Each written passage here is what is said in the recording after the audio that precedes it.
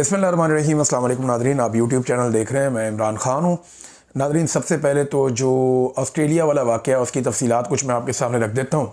और अब पूरी दुनिया के अंदर ये वाक़या फैल गया, हर तरफ इसकी खबरें मौजूद हैं और 16 अफराद अब तक की इतला के मुताबिक एक हमलावर समेत हलाक हो गए हैं। ये जो दो लोग थे जिन्होंने हमला किया था, इन दोनों के बारे में इतला मिली है कि ये बाप बेटा हैं।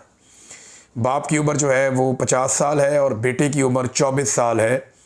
और जो बेटा है उसके नाम के बारे में बताया गया कि इसका नाम नवीद अकरम है। अब ये लोगों के बारे में कुछ तफसीलात मज़ीद सामने आई हैं। इंडियन मीडिया ने दावा किया कि ये शख्स नवीद अकरम पाकिस्तानी है। तो एक पाकिस्तानी नवीद अकरम जो ऑस्ट्रेलिया सिडनी में रहता है, उसने बाकायदा एक वीडियो बयान भी जारी किया और हैरत अंगेज़ तौर पे थोड़ी बहुत शबाहत भी मिलती है। जो दो लोग हमलावर थे उनमें जो बेटा है 24 साल, उसके साथ बहुत थोड़ी सी चंद तस्वीर में ऐसा दिखाई देता है कि चेहरा मिलता है, लेकिन अगर आप दूसरे एंगल से देखें तो वो फ़र्क है। अब नवीद अकरम जो पाकिस्तानी है, जो ऑस्ट्रेलिया में रहते हैं, वो काफ़ी खौफज़दा है और बहुत परेशान है। और उन्होंने एक वीडियो बयान भी जारी किया कि इंडियन मीडिया उनके खिलाफ प्रोपेगेंडा कर रहा है, उनकी तस्वीर और वीडियोस सोशल मीडिया से उठा के उनकी जान को ख़तरे में डाल रहा है।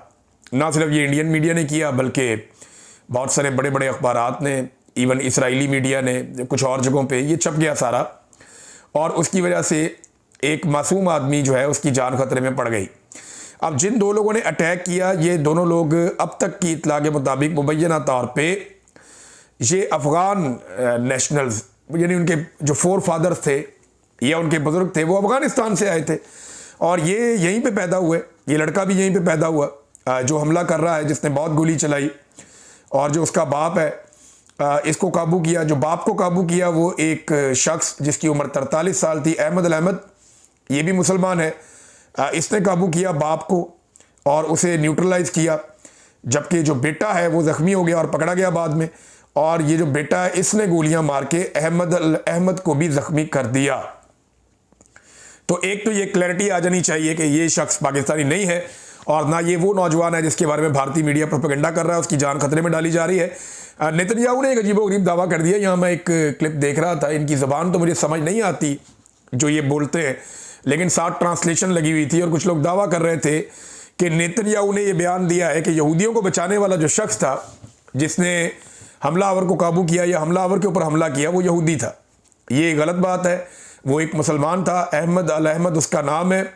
और ये एक देखें तासुब में फंसे हुए लोग हैं ये बिला वजह। भाई दहशतगर्द का क्या ताल्लुक़ है किसी तंजीम से, मज़हब से? ये तंजीमें तो होती हैं लेकिन कोई मज़हब भी दहशतगर्दी की इजाज़त नहीं देता।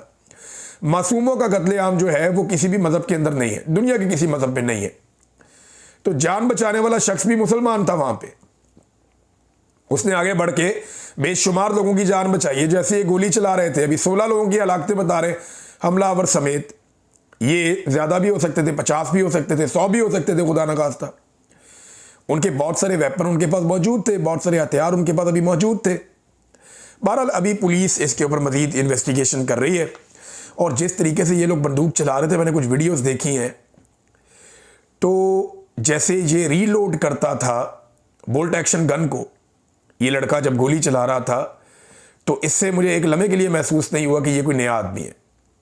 यानी मुझे ऐसा लगा कि ये बहुत ट्रेंड है और जितने पुरसकून अंदाज में वो गोली चला रहा था, लोगों के ऊपर गोली बरसा रहा था, और जिस तरीके से वो स्नाइपर राइफल को वो रीलोड करता था, मेरे लिए बहुत हैरान कुन था।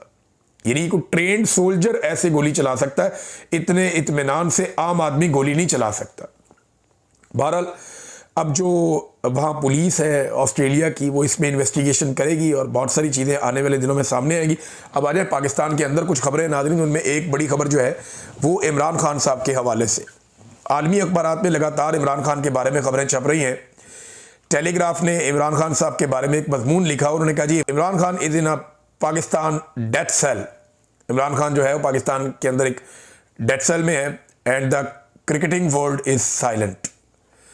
अब वो ये कह रहे हैं कि जनाब इमरान खान इतना बड़ा कैप्टन रहा, इतना बड़ा प्लेयर रहा, इतना बड़ा आदमी है, लेकिन जो क्रिकेट की दुनिया है वो खामोश है और इमरान खान एक मौत की चक्की में बंद है। इसके ऊपर पाकिस्तान के अंदर बहुत सारे ऐसे क्रिकेटर्स हैं जिनकी ज़िंदगियों पर इमरान खान साहब के बहुत सारे एहसानात हैं। यानी वो कभी भी शायद क्रिकेट में ना आते और उनके इतने बड़े नाम ना होते अगर इमरान खान साहब उनको मौका ना देते या उनको इमरान खान साहब लेकर ना आते। बहुत सारे ऐसे लोग हैं जिनको रिजेक्ट कर दिया गया था और सेलेक्टर ने कहा था ये कभी क्रिकेट नहीं खेलेंगे, लेकिन इमरान खान साहब को उनके अंदर कुछ नज़र आया और उन्होंने उनको टीम में शामिल किया, उनको मौका दिया। आज वो लोग भी नहीं बोलते बदकिस्मती से। तो इमरान खान साहब के लिए आवाज़ क्रिकेटिंग वर्ल्ड से नहीं उठ रही, इस बारे में भी ये टेलीग्राफ ने लिखा। उसके अलावा अल जज़ीरा ने एक डॉक्यूमेंट्री बनाई इमरान खान साहब के बारे में। उस डॉक्यूमेंट्री में अल जज़ीरा ये बताता है कि इमरान खान जो है वो नैरेटिव का बादशाह है पाकिस्तान में। यानी सब कुछ ही करके देख लिया। पाकिस्तान की मिलिट्री रिजीम ने इमरान खान साहब को जेल में बंद किया, उनका चेहरा नहीं देखा जा सकता, no one can see him. और बात सिर्फ इतनी सी है कि out of sight out of mind, कि जो आदमी आपको दिखाई नहीं देता वो आदमी आपके दिमाग में नहीं आता, उस आदमी को आप भूल जाते हैं। तो इतनी सी बात है और इसको वो कोशिश कर रहे हैं पाकिस्तान में इम्प्लीमेंट करने की कि इमरान खान की आवाज़ भी कोई ना सुने, उसकी शक्ल भी कोई ना देखे। तो सोशल मीडिया आर्टिफिशियल इंटेलिजेंस के ज़रिए से तस्वीर और वीडियोस बना बना के लगाते रहते हैं। वो इमेजिन करते रहते हैं, लोगों से पूछते हैं, जो लोग इमरान खान साहब को मिलने का जिन्हें मौका मिलता है उनसे पूछते हैं कि इमरान खान कैसा दिखाई देता है, क्या मामलात हैं। फिर उसके मुताबिक वो इमरान खान को पोर्ट्रे करते हैं, इस पे आर्टिफिशियल इंटेलिजेंस पे डिस्क्राइब करते हैं, कोई ना कोई वीडियो, कोई ना कोई तस्वीर बनाकर निकालते हैं। लेकिन वो इमरान खान को कुछ ना कुछ करके अवाम के दिलों में जिंदा रखे हुए। और वैसे भी इमरान खान साहब के अवाम के दिलों के अंदर जो जिंदा रहने की सबसे बड़ी वजह है, वो वजह इमरान खान साहब का डट जाना है। देखिए ना, नवाज शरीफ साहब ने भी ये बेड़ा उठाया था, लेकिन मियां नवाज शरीफ साहब ने अवाम को धोखा दिया और अवाम का सौदा कर दिया, उन्हें इनकलाब के लिए खड़ा किया और सौदा कर दिया। पीपल्स पार्टी ने भी अवाम का सौदा कर दिया। इमरान खान ने अभी तक अवाम का सौदा नहीं किया। इमरान खान ने अवाम से कहा कि ये लड़ाई मैं लड़ूंगा, अवाम ने कहा लड़ाई जी हम आपके साथ हैं। तो इमरान खान मार खा रहा है लेकिन उसने अवाम का सौदा नहीं किया। ये एक बड़ी वजह है लोगों के इमरान खान के साथ खड़े होने की। अब देखें ना, कभी आप टिकटॉकर ले आए, कभी आप मौलवी ले आए, कभी आप कुछ और ले आए, एक के बाद एक चीज़ आप लॉन्च कर दें, लेकिन इमरान खान के बयानिए का तोड़ आपके पास नहीं है। सायरा बानो साहिबा बड़ी अच्छी पॉलिटिशियन है, बड़ा खुलकर बात करती हैं। उन्होंने एक ट्वीट किया बड़ा इंटरेस्टिंग। उन्होंने कहा जी आप भी खुलकर सामने आ जाए ना, ये वाडा और मुनीफ फारूक जैसे लोगों को ना भेजा करें। असेंबली में ऐसी मनहूस शक्लें लेकर आ गए हैं जिनको गली का कुत्ता भी ना जानता हो। गोद में नहीं जूतों में बिठाया है, एक पार्टी एक जूते में और दूसरी पार्टी दूसरे जूते में। ये जनाब एस्टेब्लिशमेंट को सायरा बानो साहिबा ने मशवरा दिया कि आप ही आ जाओ। थोड़ा अर्सा पहले डीजी साहब गाली वाली भी देकर गए, काफ़ी बड़ी एक उन्होंने प्रेस कॉन्फ्रेंस की है जो सारी की सारी सियासी प्रेस कॉन्फ्रेंस थी और एंड में कह दिया जी फौज को सियासत में ना घसीटें। तो सायरा बानो साहिबा ने मशवरा दिया कि आप ही आ जाओ, इधर उधर आप क्या देखते हैं। नाज़रीन, जनरल बाजवा पे सिस्टम हाथ नहीं डाल रहा। यानी असल में तो हाथ डालना चाहिए जनरल बाजवा पे, लेकिन जनरल बाजवा पे सिस्टम हाथ नहीं डाल रहा। वजह क्या है? वजह है जनरल बाजवा का साबिक आर्मी चीफ होना। पाकिस्तान की मिलिट्री एस्टेब्लिशमेंट में एक चीज तय है कि कोई भी चीफ माजी के किसी भी चीफ के खिलाफ किसी किस्म की कोई कानूनी कार्रवाई नहीं होने देगा। उसकी एक वजह है, जब एक चीफ के खिलाफ एक मर्तबा कानूनी कार्रवाई हो गई ना, तो उसके बाद हर आने वाला चीफ खतरे में होगा। और जो शख्स आज नौकरी पे वो कभी नहीं चाहेगा कि मुस्तकबिल में उसे किसी किस्म के मुकदमे का सामना करना पड़े। ये सादी सी बात। और इसका आप अंदाजा यहां से लगा लेना कि आसिम मुनीर साहब ने तो इस्तिस्ना तक कबूल कर लिया कि फ्यूचर में मुझे कोई मुकदमा मेरे सामने ना आ जाए। तो क्या जनरल बाजवा के खिलाफ केस नहीं चलेगा? तो सादी बात यह है कि जब तक अवाम नहीं चाहेगी नहीं चलेगा। वो अवाम को डंडे के साथ ही चलाना पड़ेगा, क्योंकि जनरल बाजवा ने अपने मुंह से कहा और मैंने अपने कान से सुना। जनरल बाजवा ने कहा कि आप लोग फौज के निज़ाम को नहीं समझते। बेशक मैं रिटायर हो गया हूं, लेकिन फौज मेरे ऊपर कभी भी कोई मुकदमा नहीं होने देगी। ये एक सेट पैटर्न है। आर्मी चीफ हमेशा महफूज रहता है और कोई आर्मी चीफ पिछले आर्मी चीफ के ऊपर किसी किस्म का मुकदमा नहीं होने देता। आप इस सिस्टम को नहीं समझते। ये बात जनरल बाजवा ने कही और मैंने और मेरे एक और दोस्त ने अपने कान से सुनी। फोन पे वो बात कर रहा था, मैं सुन रहा था और मैंने ये सारा कुछ सुना। अब मामला ये है कि हर कोई अपने बड़े की कुर्बानी दे देता है। पॉलिटिकल पार्टीज जो है अपने लीडरों को जेलों में जाने देते हैं। पुलिस का कोई आईजी है, उसको उठा के जेल में डाल दो, हो जाता है। हर महकमे का बंदा, हर जगह का बंदा वो जेल जा सकता है, लेकिन आर्मी चीफ नहीं जा सकता, उस पर केस नहीं हो सकता। वो अपना आदमी बचाते हैं। यहां सबके लिए सीखने के लिए कि सियासतदान इकट्ठे नहीं हो सकते, वो अपना आदमी नहीं बचा सकते। अब देखें, फैद हमीद की सजा को ना मैं एक डाइवर्जन के तौर पे ले रहा हूं। मिसाल के तौर पे आप चीजें देखें ना क्या क्या हो रही हैं कि असल मसाइल से तवज्जो हटाओ। कभी डीजी ISPR एक सियासी प्रेस कॉन्फ्रेंस करके चले जाते हैं, फिर एक प्रेस कॉन्फ्रेंस का तसलसल शुरू हो जाता है गालम गलोच का पूरे पाकिस्तान में। फिर फैद हमीद के हवाले से एक मुतनाज़ प्रेस रिलीज आ जाती है जिसमें दावा यह किया जाता है कि सियासत में मुदाखलत में सजा दी गई है, हालांकि बाद में बताया जाता है कि नहीं दी गई।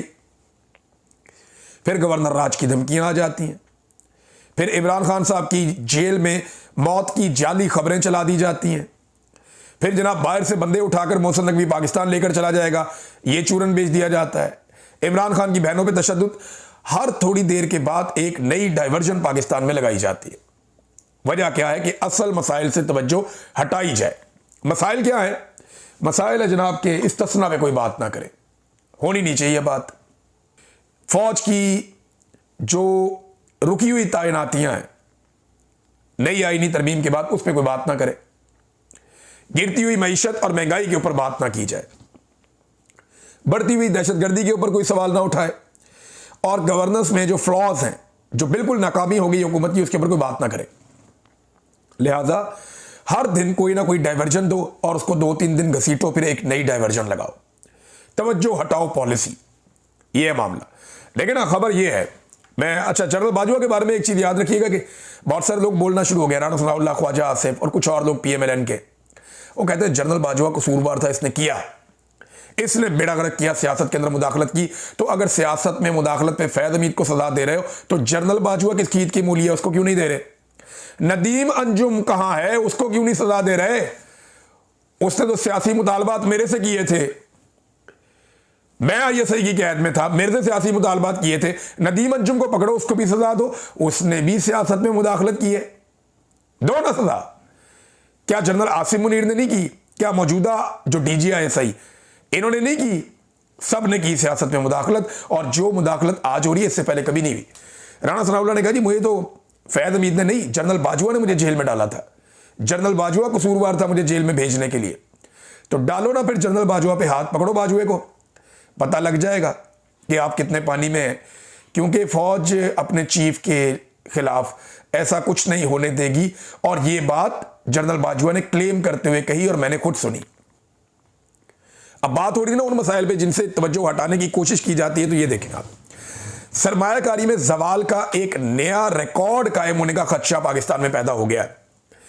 डॉन अखबार में तज्जियाकारों ने और दीगर लोगों ने बातचीत की। अब डॉन के इश्तेहारात भी रोके हुए हैं इसी वजह से कि डॉन इकोनॉमी पे बात करता है, डॉन वो चीज़ें सामने लेकर आता है जो हुकूमत हुक्मरान नहीं सुनना चाहते। तो डॉन अखबार के अंदर ये बताया गया कि जो मौजूदा माली साल है, यानी 1 जुलाई से लेके 30 जून तक, ये जो माली साल है इसमें मकामी और गैर मुल्की सरमायाकारी में गिरावट का एक नाखुशगवार नया रिकॉर्ड कायम हो सकता है। अंदाजा करें आप, पहले ही 51 साल की पाकिस्तान की बदतरीन सरमायाकारी चल रही है, अब ये इससे भी मजीद नया रिकॉर्ड कोई पाकिस्तान में लग सकता है। ये डॉन अखबार ने, जो मुस्तनद तज्जियाकार हैं और जो इकोनॉमिस्ट हैं, जो जानते हैं इकोनॉमी को, उनसे पूछकर डॉन अखबार ने यह लिखा है। वो कहते हैं जी इन्वेस्टमेंट टू GDP की शरह 13% से भी नीचे गिर सकती है। इन्होंने 20% तक ले जाने का जो है वो दावा किया है और हदफ तय किया है। SIFC मुकम्मल तौर पे नाकाम हो गई है, वो डिलीवर नहीं कर पाई। और तजारत और सनत से वाबस्ता अफराद ने हुकूमत से मुतालबा किया है कि 2 चीज़ें आपको फौरी तौर पे ख़त्म करनी होंगी अगर आप चाहते हैं कि पाकिस्तान के अंदर मईशत बेहतर हो, सरमायाकारी आए, तो 2 चीज़ें आपको बेहतर करनी पड़ेंगी। नंबर 1, पाकिस्तान में जो सियासी गैर यकीनियत है या सियासी अदम इस्तेहकाम है, उसे ख़त्म किया जाए। दूसरा, वो ये कहते हैं कि पाकिस्तान में दहशतगर्दी के जिन को बोतल में बंद किया जाए। ये दोनों चीज़ें कंट्रोल करने के लिए इन्हें इमरान खान के पास जाना पड़ेगा। सियासी अदम इस्तेहकाम रहेगा जब तक इमरान खान साहब को दीवार के साथ लगाकर रखा जाएगा। वजह यह है कि वो पाकिस्तान का सबसे मकबूल पॉलिटिकल लीडर है, दूसरा, दहशतगर्दी के खिलाफ लड़ाई को अगर आपने जीतना है तो आपने कंसेंसस डेवलप करना है, और वो फार्मूला सबसे बेहतर इमरान खान साहब का है, क्योंकि खैबर पख्तूनख्वा की जो पाकिस्तान तहरीक इंसाफ है, उन्होंने बाकायदा डाटा जारी किया 2 दिन पहले। उन्होंने दिखाया कि पिछले 25 साल में सबसे बेहतरीन हालत खैबर पख्तूनख्वा में दहशतगर्दी के हवाले से इमरान खान साहब के दौरे हुकूमत में थी। क्यों? क्योंकि पॉलिसी बेहतर थी। तो वो पॉलिसी आपको इमरान खान साहब के साथ बैठ के या उनकी टीम के साथ बैठ के आपको बनानी पड़ेगी, अदरवाइज आप इन्हीं चीज़ों को बर्दाश्त करते रहेंगे और पाकिस्तान में एक के बाद एक रिकॉर्ड लगता रहेगा। हुकूमत ने पेट्रोलियम लेवी में भी इजाफे का नाज़रीन फैसला कर दिया। फिर बढ़ाओ कीमतें, दुनिया में कम हो रही हैं, यहाँ कीमतें बढ़ रही हैं पेट्रोल की। अभी मैं यहाँ जापान में हूँ, यहाँ से वीडियो रिकॉर्ड कर रहा हूँ। कल मैंने जो मेरे दोस्त गाड़ी में मेरे साथ थे, मैंने उनसे पूछा, मैंने कहा जी यहाँ पेट्रोल कैसे मिलता है? उन्होंने कहा अभी कम हुआ है, थोड़े दिन पहले कीमत इसकी कम हुई है। कितनी कम हुई है? काफ़ी ज़्यादा बताई उन्होंने। पूरी दुनिया में पेट्रोल की कीमतें कम होती हैं, पाकिस्तान में लेवियाँ बढ़ जाती हैं।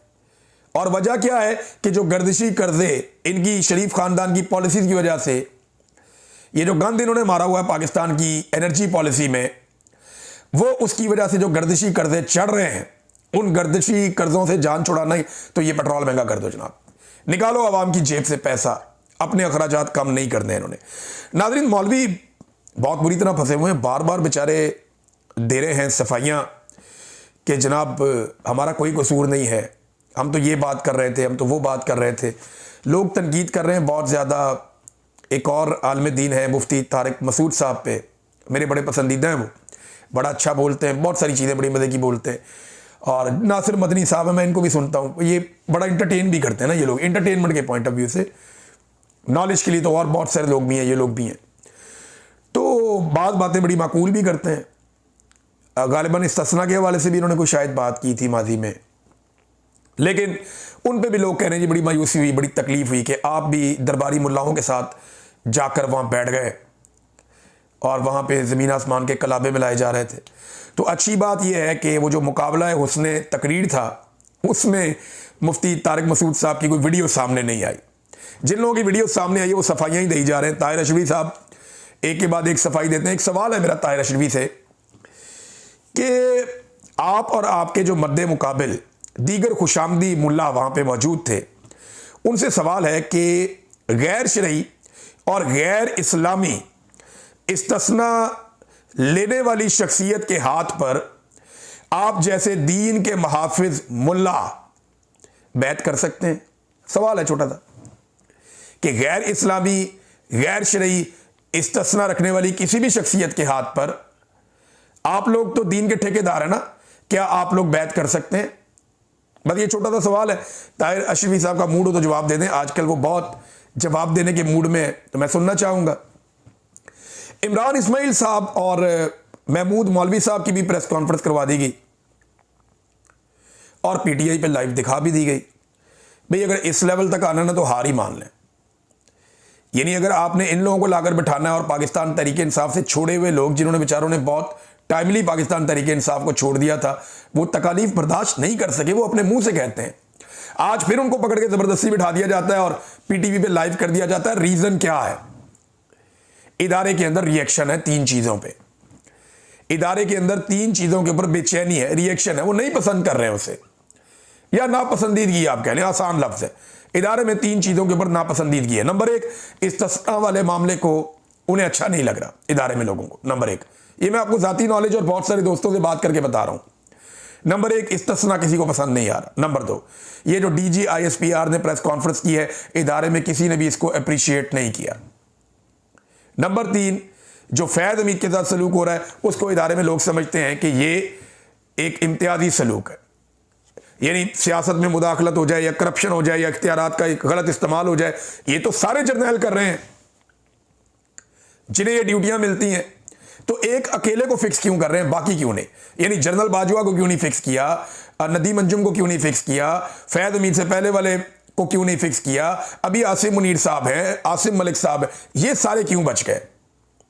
भाई अगर आपने इन चीज़ों पे सजा देनी है तो सब ने अपने इख्तियारात का गलत इस्तेमाल किया है, तो एक बंदे को क्यों लटका दिया गया?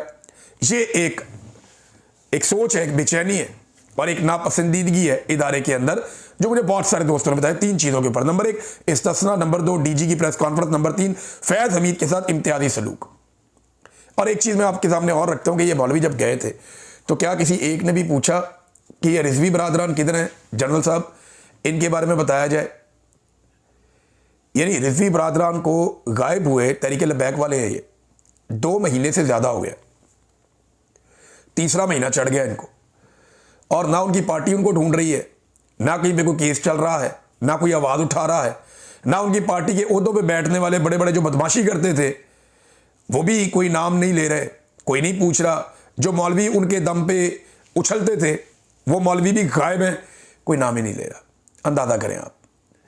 अब तक के लिए इतने ही, अपना ख्याल रखिएगा, अपने चैनल का भी। अल्लाह हाफ़िज़।